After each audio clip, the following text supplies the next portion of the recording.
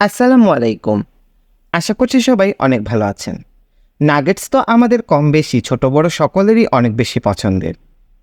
কিন্তু আমরা তো সবসময় চিকেন নাগেটস খেয়ে থাকি। তবে আজকে আমি আপনাদেরকে শুধুমাত্র আলু দিয়ে পটেটো নাগেটস তৈরি করে দেখাবো। চলুন তাহলে শুরু করা যাক। তো পটেটো নাগেটস তৈরি করার জন্য আলু তো লাগবেই। এখানে আমি গিয়ে লবণ দিয়ে মাঝারি সাইজের ৩টা আলু সেদ্ধ করে নিয়েছি। আমি বেশ খানিকটা লবণ দিয়ে আলুটা সেদ্ধ করেছি, তাই আমার আলুর মধ্যে এক্সট্রা লবণ দেওয়ার প্রয়োজন পড়বে না। এখন আমি এখানে দিয়ে দিচ্ছি ৩ টেবিল চামচ পরিমাণে ব্রেড ক্রাম্বস। আরও দিচ্ছি ২ টেবিল চামচ পরিমাণে কর্নফ্লাওয়ার। এবার এগুলোকে একটু ভালো করে মেখে নিচ্ছি।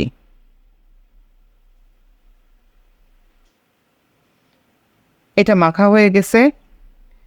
এইবার এখানে আমি কিছু পেঁয়াজ চপ করে নিয়েছি আর কিছু ধনেপাতা এবং কাঁচামরিচও চপ করে নিয়েছি। কতটুকু নেবেন সেটা আপনারা একটু আন্দাজে আপনাদের পছন্দ মতো বুঝে নিয়ে নেবেন। তো আবারও এগুলোকে খুব ভালো করে মেখে নিচ্ছি। এখন এখানে আমি দিয়ে দিচ্ছি হাফ চা চামচ পরিমাণে চাট মশলা আর হাফ চা চামচ পরিমাণে দিয়ে দিচ্ছি জিরার গুঁড়া। আরও দিচ্ছি ১ চা চামচ পরিমাণে সয়া সস। এবার এই সব কিছু আবারও খুব ভালো করে হাত দিয়ে মেখে নিব। খুব সুন্দর করে এটাকে ভালো করে মসৃণ করে মেখে নিতে হবে। দেখুন আমার এটা মাখা হয়ে গেছে।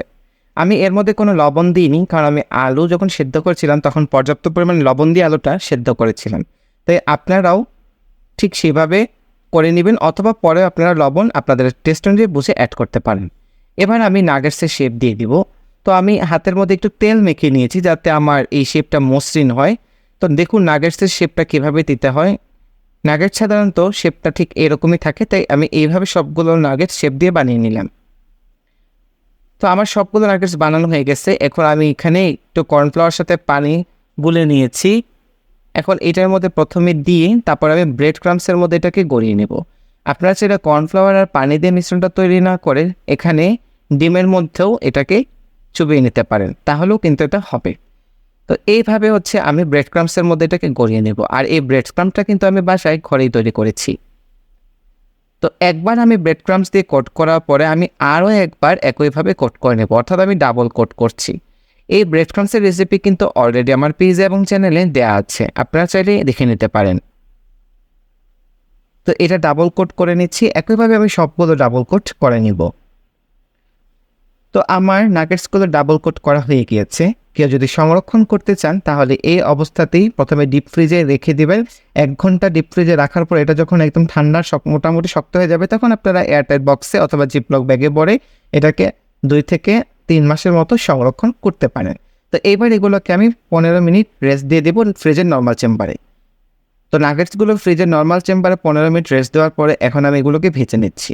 তো চুলার আঁচটা লোতে রেখে আমি ডুবো তেলে এই নাগেটসগুলোকে ভেজে নিব। এইভাবে উল্টে পাল্টে নাগেটসগুলোকে একটু বেশ সময় নিয়ে ভেজে নিতে হবে। প্রত্যেকটা ব্যাচ ভাজতে খুব বেশি একটা সময় লাগবে না। আপনারা নাগেটসে ঠিক যেরকম কালার চান আপনারা আপনাদের কাঙ্ক্ষিত কালার না আসা পর্যন্ত এটাকে ভেজে নেবেন। তো আমি এরকম একটু লালচে করে ভেজে নিলাম, আমার ঠিক এভাবে একটু পছন্দ। তো আপনারা আপনাদের পছন্দ মতো কালারে ভেজে নেবেন। তো দেখুন ভিউয়ার্স, আমার সবগুলো নাগেটস ভাজা হয়ে গেছে, তার থেকে কিছুটা নাগেটস আমি এখানে পরিবেশন করে দিলাম। এটা খেতে যেমন মজা, দেখতেও ঠিক তেমনই সুন্দর। মেহমান আসলে আপনারা ঝটপট এটা বানিয়ে দিতে পারেন। আশা করছি আমার আজকের রেসিপিটি আপনাদের অনেক ভালো লেগেছে। সবাই অনেক বেশি ভালো থাকবেন, সুস্থ থাকবেন এই কামনা নিয়ে আজকের মতো বিদায় নিয়ে নিচ্ছি। আল্লাহ হাফেজ।